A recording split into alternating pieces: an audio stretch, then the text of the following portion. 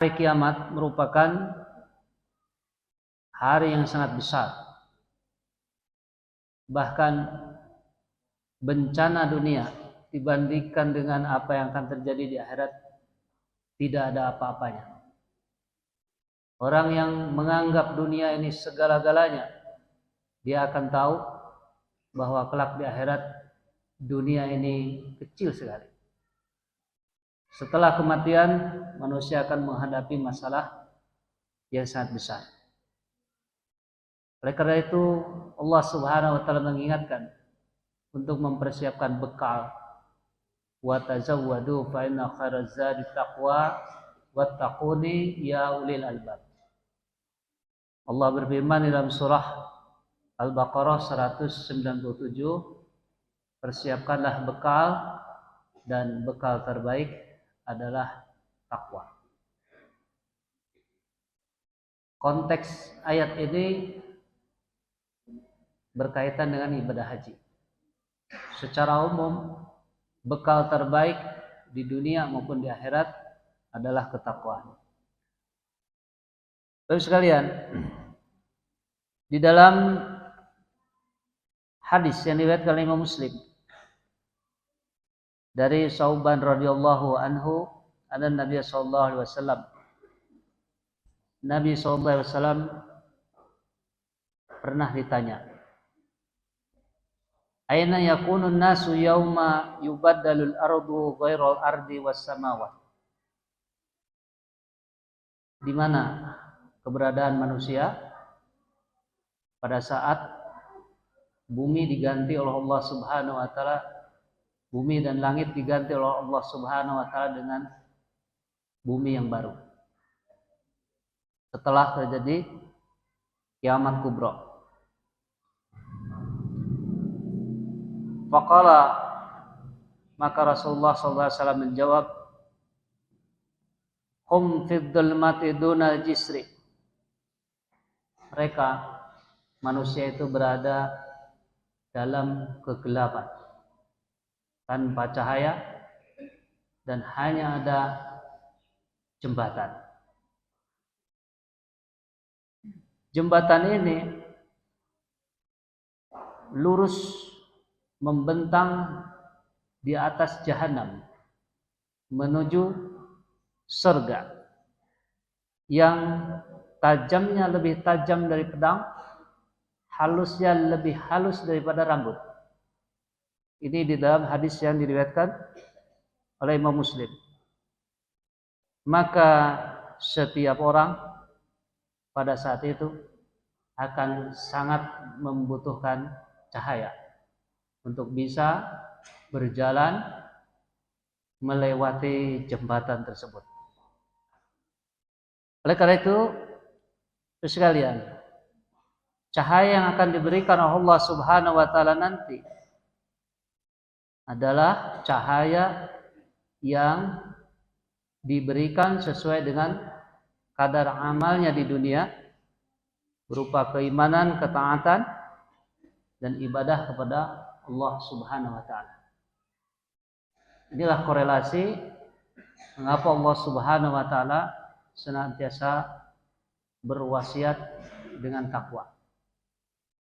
Karena ketakwaan merupakan kalimat yang menghimpun dari segala nilai-nilai kebaikan.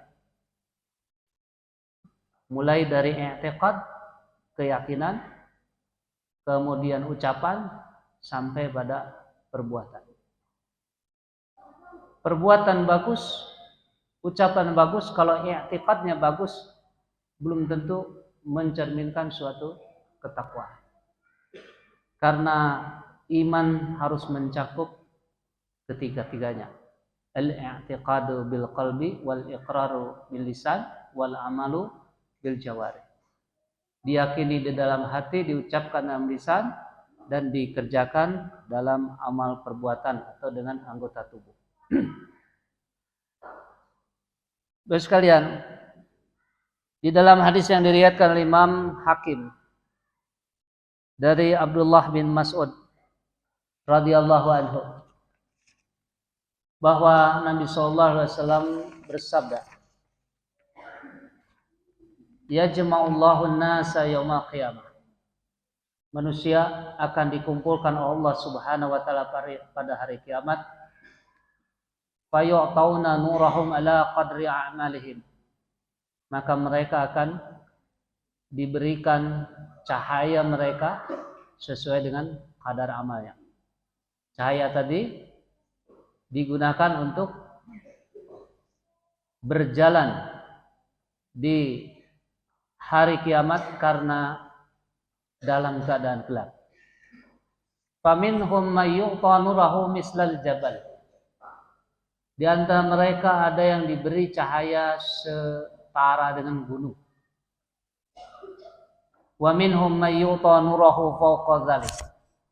Ada yang diberi cahaya lebih besar dari itu. Wa minhum may yu'ta nurahu mislan nahlah biyaminih. Di antara mereka ada yang diberi cahaya setara dengan pohon kurma. Wa minhum may yu'ta duna dzalika biyaminih. Ada yang diberi di bawah itu. Hatta yakuna akhir dzalika may yu'ta nurahu ala ibhami qadami. Sehingga yang paling kecil orang yang diberi cahaya itu sekecil jempol kaki. Cahaya sekecil jempol kaki. Tadi disebutkan bahwa cahaya ini sesuai dengan kadar amal, menunjukkan bahwa orang-orang beriman ditentukan kualitas cahayanya nanti di akhirat berdasarkan berapa banyak amal kebaikannya. Ada orang beriman yang amalnya sedikit. Ada orang beriman yang amalnya besar sekali. Yudhi'u marratan wa yudfi'u marratan. Cahaya ini berkelip-kelip. Kadang menyala, kadang padam. Faidha dha'a qaddama. Apabila sedang menyala, terang cahaya itu, maka bergeserlah telapak kaki manusia. Bisa berjalan. Faidha tufi'a qama. Apabila padam, maka dia hanya bisa berdiri. Fayamurruna 'ala sirat, maka mereka akan berjalan di atas sirat, di atas jalan. Wasiratu ka hadis saif dakhdun mazillah, dan jalan itu seperti pedang. Fayuqalu, maka dikatakanlah kepada mereka, unju ala qadri nurikum, selamatkanlah dengan dirimu dengan cahaya itu. Faminhum may yamurru kalqidadul kaukab. Di antara mereka ada yang berjalan seperti sambaran bintang. Wa minhum may yamurru katarti. Di antara mereka ada yang berjalan seperti kedipan. Wa minhum may yamurru karrihi. Di antara mereka ada yang berjalan seperti angin.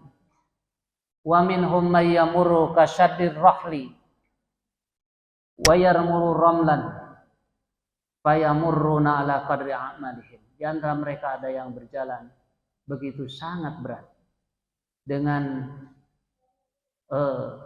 begitu berat dia melakukan perjalanan, maka mereka berjalan sesuai dengan kadar amalnya. Cahayanya sesuai dengan kadar amalnya, dan berjalannya pun sesuai dengan kadar amalnya. Lalu Rasulullah SAW melanjutkan, sehingga di antara mereka ada yang berjalan sampai menyeret, menarik kaki dan tangannya. Saking sulitnya dia melakukan perjalanan itu karena amalnya sangat minim. Sampai dia bisa selamat dari api neraka. Jadi ada yang mudah dijauhkan oleh Allah dari surga, ada yang begitu sangat sulit tapi tetap diselamatkan oleh Allah Subhanahu wa taala dari api neraka. Rasulullah SAW membacakan surah Ali Imran 185.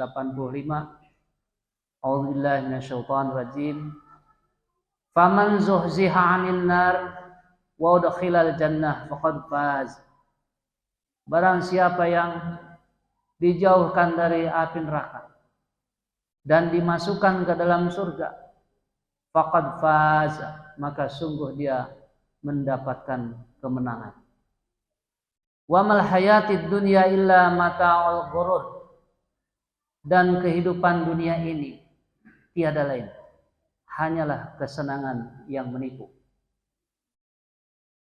Kalimat ini Ibu sekalian adalah kalimat yang bisa kita pahami bahwa tidak ada yang paling besar menghalangi seseorang masuk surga kecuali syahwat terhadap dunia.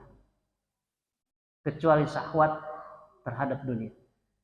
Dan syahwat terhadap dunia ini sering menipu manusia. Sering melalaikan ibadah kepada Allah. Bahkan syahwat terhadap dunia ini sering mengemas ketaatan palsu kepada Allah Subhanahu wa taala. Jadi sangat berbahaya. Menjadikan agama sebagai kedok hanya sekedar untuk mengejar syahwat dunia. Wa mal hayatud dunya illa mata'ul ghurur. Setelah Allah mengucapkan faman zuhziya 'anil nar wa udkhilal jannah faqad faz.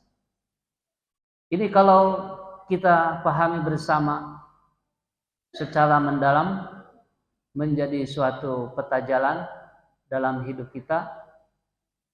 Jika kita ingin diselamatkan oleh Allah Subhanahu wa taala dari api neraka, maka kita benar-benar harus bisa mengendalikan syahwat dunia. Kemudian sekalian, pembagian cahaya pada hari kiamat di dalam Al-Quran itu dijelaskan di dalam 2 surat. Di antaranya surah At-Tahrim dan surah Al-Hadid. Di surah At-Tahrim Allah Subhanahu wa taala berfirman, ayat yang ke-8, A'udzubillahi minasyaitonir rajim. Ya ayyuhalladzina amanu tubu ilallahi taubatan nasuha. Asa rabbukum ayyukaffira ankum sayyi'atikum wa yudkhilkum jannatin tajri min tahtihal anhar. Yauma la yukhzillahu an-nabiyya walladzina amanu ma'ah nuruhum yas'a baina aydihim wa bi'aymanihim yaquluna rabbana atmim lana nurana waghfir lana innaka ala kulli syai'in qadir. Wahai sekalian orang-orang yang beriman, bertaubatlah kepada Allah dengan taubat yang serius, yang sungguh-sungguh. Dengan taubat yang dasarnya karena keyakinan. Mudah-mudahan Allah Subhanahu wa taala menghapus kesalahan-kesalahan kalian dan memasukkannya ke dalam surga yang mengalir di bawahnya berbagai macam sungai.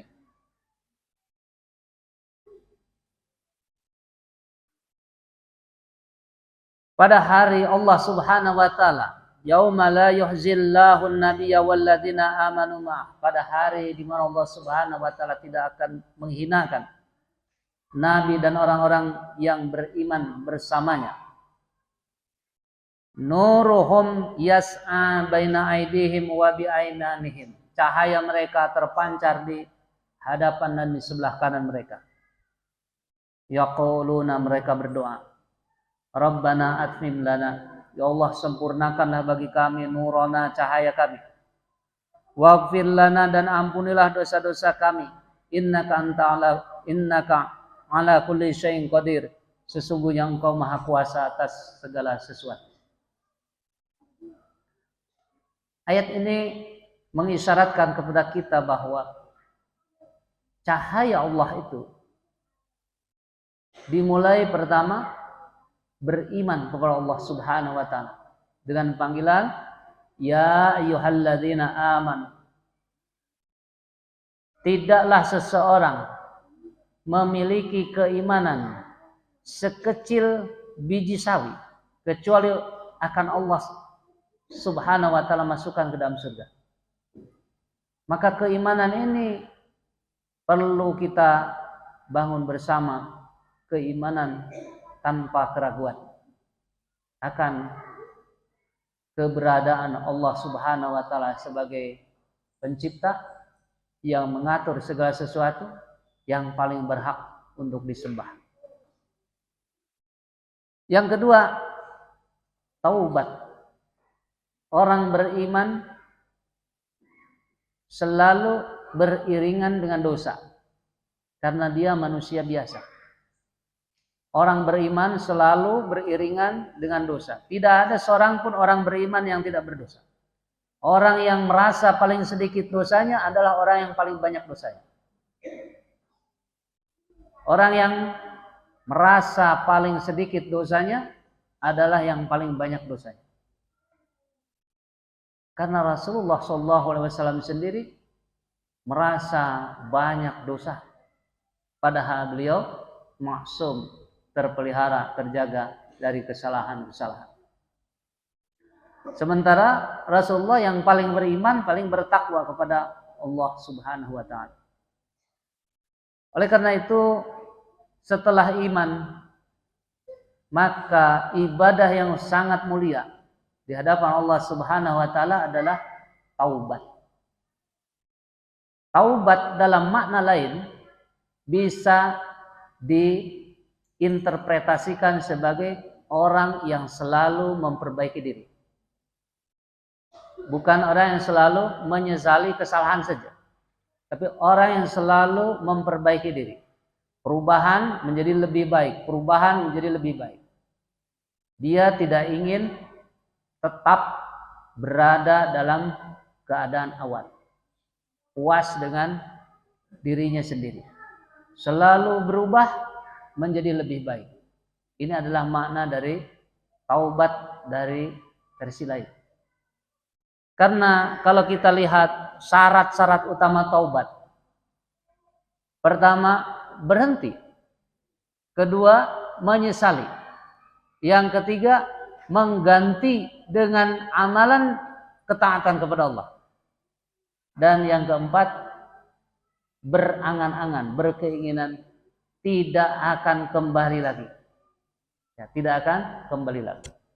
Lalu bagaimana mungkin seseorang bisa berhenti dari perbuatan buruk kalau tidak diisi dengan perbuatan baik?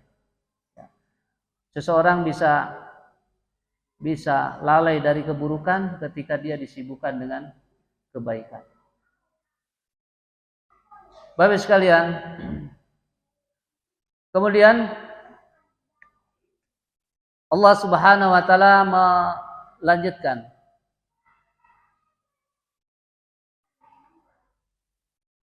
bagi orang-orang yang diampuni dosa-dosanya karena taubat itu, maka Allah Subhanahu wa taala akan menjanjikan surga, dan surga itu salah satu proses untuk mendapatkannya melalui cahaya. Orang akan berjalan dengan cahaya mereka. Nuruhum yas'a baina aidihim wa bi aimanihim. Cahaya mereka sebagai bekal untuk berjalan menuju surga itu terpancar dari depan dan dari sebelah kanan. Kalau kita lihat di surah Al-Hadid ayat 12, 13, 14 sampai 15, itu lebih jelas lagi. Karena Allah Subhanahu wa taala sandingkan antara orang beriman dan orang munafik. Orang beriman dan orang munafik. Di dunia orang munafik ini persis sama orang beriman. Bahkan orang beriman bisa salah menilai orang munafik itu. Bisa salah menilai, dia orang beriman. Bahkan bisa jadi ketika meninggal dunia, orang beriman akan bersaksi, ini adalah orang beriman. Saking persisnya. Dan ini disandingkan oleh Allah Subhanahu wa taala. A'udzubillahi minasyaitonir rajim. Yauma taral mu'minina wal mu'minat. Pada hari engkau melihat, menyaksikan orang-orang beriman, laki-laki maupun perempuan.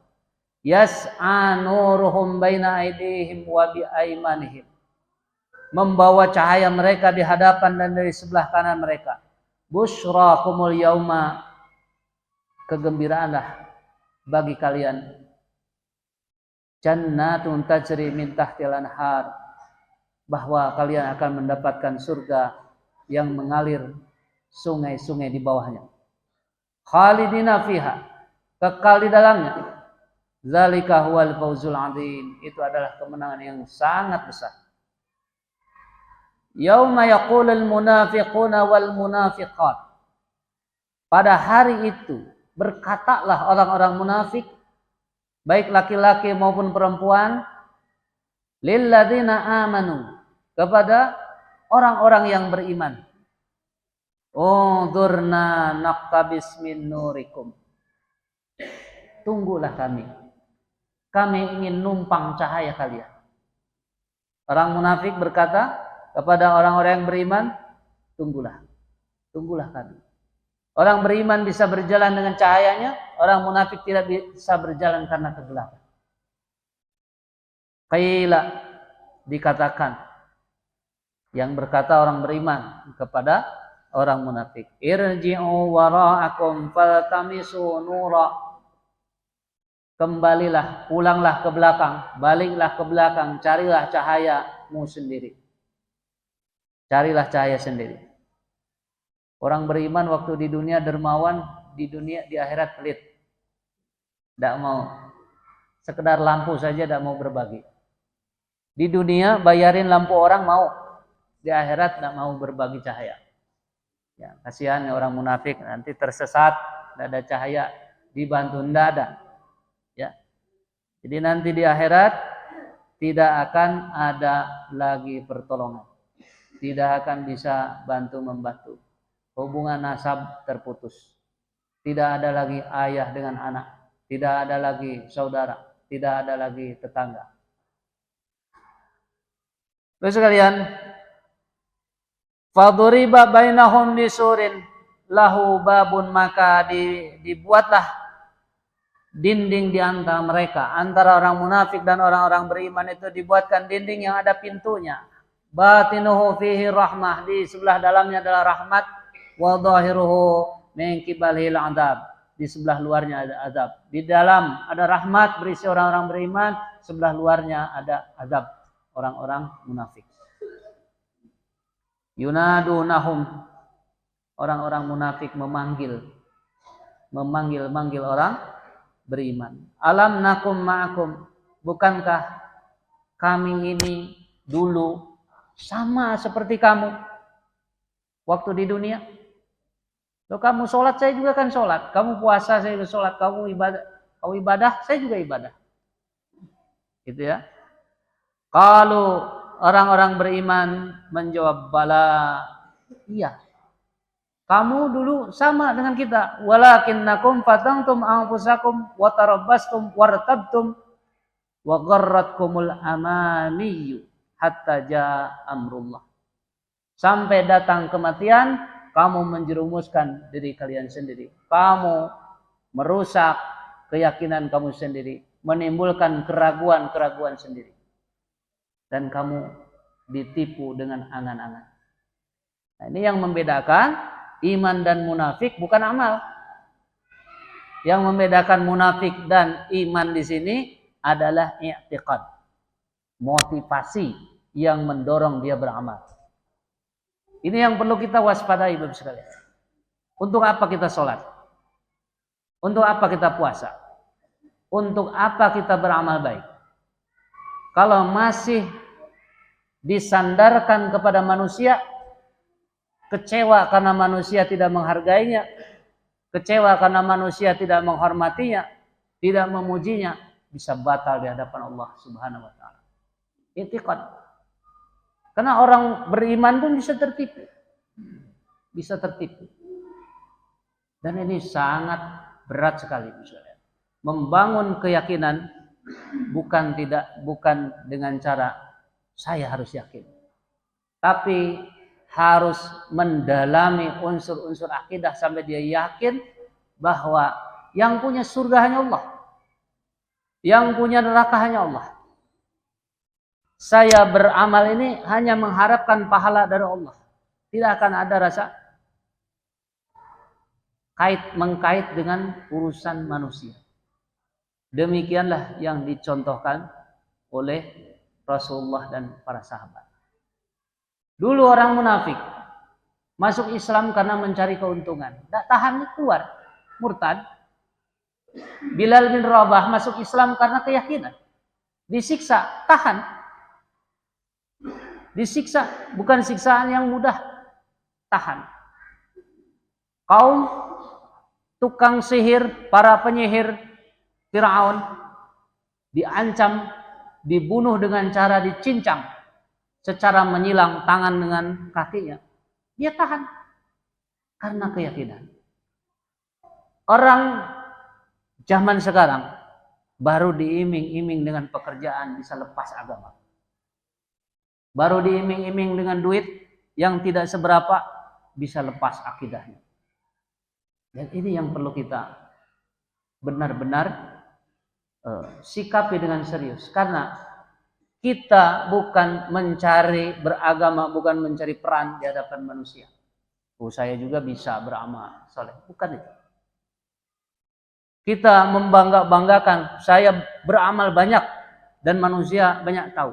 Allah tidak akan tertipu dengan itu. Berapa banyak hadis yang menjelaskan orang yang gugur di medan perang sekalipun tidak seorang pun manusia tahu bahwa motivasinya dia hanya ingin disebut seorang pemberani masuk neraka. Hanya karena tersirat penyakit dalam hatinya, motivasinya saya ingin jadi seorang pemberani, dan itu sangat manusiawi, Pak. Disebut pengecut itu, maaf, tidak ada yang mau disebut. Kamu nih kayak betina, marah dia. Laki-laki kok tidak ada nyali, marah dia. Makanya kalau orang biasanya ingin mencari eksistensi keberanian kan kadang-kadang ditampilkan dengan cara-cara yang kurang matang. Ya, tangannya ditato macan. Bukan kucing, macan. Karena macan itu simbol kegarangan, simbol keberanian. Sekalipun sudah kakek-kakek ya jadi kucing. Karena kulitnya sudah keriput. Nah, jadi sangat manusiawi, pengen disebut pemberani, pengen disebut superior, bagus, itu sangat manusiawi. Nah, sifat-sifat manusiawi itu ternyata fujur di hadapan Allah Subhanahu wa taala. Kalau kita hanya ingin disebut ya kaya dengan prestasi di hadapan manusia, bisa jadi amal-amal itu nihil di hadapan Allah Subhanahu wa taala. Bahkan yang kaitannya dengan ibadah. Di hadis Rasulullah itu 3 amal besar yang menjerat seseorang, tidak mengantarkannya masuk surga, tapi justru masuk neraka karena faktor motivasi, faktor keyakinan. Itu gugur di medan perang, syahid. Dia membaca Al-Quran dengan bagus, sampai orang menyebutnya terbaik bacaan Qurannya. Ini sangat tersembunyi. Dan yang ketiga, seorang dermawan yang banyak menebar kekayaannya dengan berbagai macam sedekah.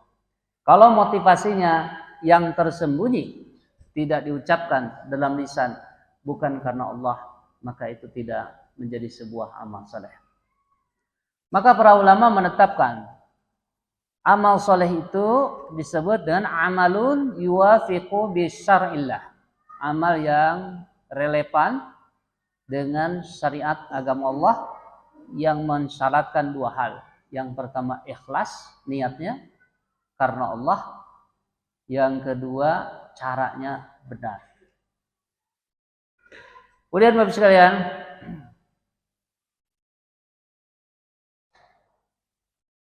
Lalu Allah Subhanahu wa taala melanjutkan, wa gharratkum billahil gharur. Wa gharratkum billahil gharur, dan engkau ditipu tentang Allah oleh makhluk ahlinya tipu. Gharur itu ahlinya ahli tukang tipu. Setan. Setan menipu kalian tentang Allah. Bagaimana cara manusia ditipu setan tentang Allah? Diragukan terhadap apa yang ada di akhirat.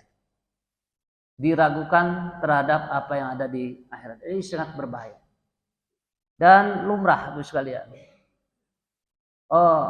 Jangankan tentang akhirat. Manusia yang masih hidup banyak yang ragu bakal mati. Banyak yang ragu bakal mati. Di mana ciri keraguannya? Merasa hidup di dunianya masih lama. Itu salah satu keraguan.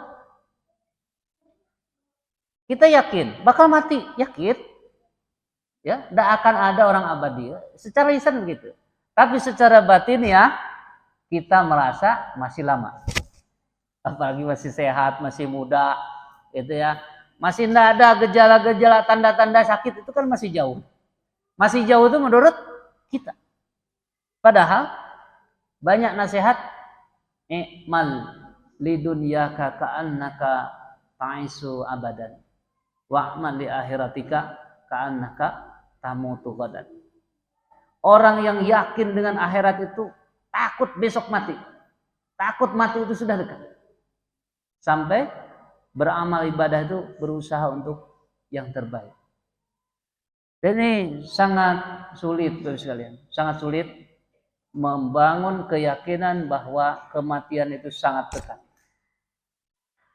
Imam Al-Ghazali pernah mengungkapkan suatu kalimat, yang paling dekat dengan kita adalah kematian, karena barang pasti. Kematian itu dengan segala cara, tidak memilih usia, tidak memilih orang-orang yang sudah siap, tapi memilih sesuai dengan takdir Allah Subhanahu wa taala. Ada yang masih kecil baru brojol langsung meninggal, masih lucu-lucunya meninggal dunia, ya, dengan segala cara, tenggelam, kecelakaan dan sebagainya. Termasuk kita semua. Maka perlu kiranya kita selalu ingat dengan kematian, memperbanyak kematian, supaya jangan tertipu oleh setan. Kalau setan sudah membisikkan kita, kamu masih lama hidup itu. Nah, nanti masuk pada angan-angan seperti yang disampaikan Allah dalam Al-Quran. Di antara penyakit orang kufur itu, ya, mereka berangan-angan hidupnya sampai 1000 tahun. Ya, ya. Termasuk lagu panjang umurnya ini lagu angan-angan. Ya, lagu angan-angan. Biasa ulang tahun orang menyanyikan panjang umurnya. Didoakan supaya panjang umur. Ketika ditanya berapa, tidak bisa menjelaskan. Kemudian sekalian, Allah Subhanahu wa taala menyebutkan bahwa ketika manusia sudah tertipu oleh setan waktu di dunianya, maka neraka tempat kembalinya, wabi'sal masir, dan neraka itu seburuk-buruknya tempat kembali. Na'udzubillahi min dzalik. Maka ayat-ayat ini Bapak sekalian, tiada lain memotivasi kita untuk pertama meluruskan niat dalam beramal, yang kedua memotivasi kita untuk memperbanyak amal kebaikan. Karena waktu tidak akan bisa berputar sedikit pun ke belakang. Tidak muda, tidak tua, semuanya sama. Yang sudah mukallaf, balik, terikat dengan hukum, maka semua sudah berada dalam ujian Allah Subhanahu wa taala.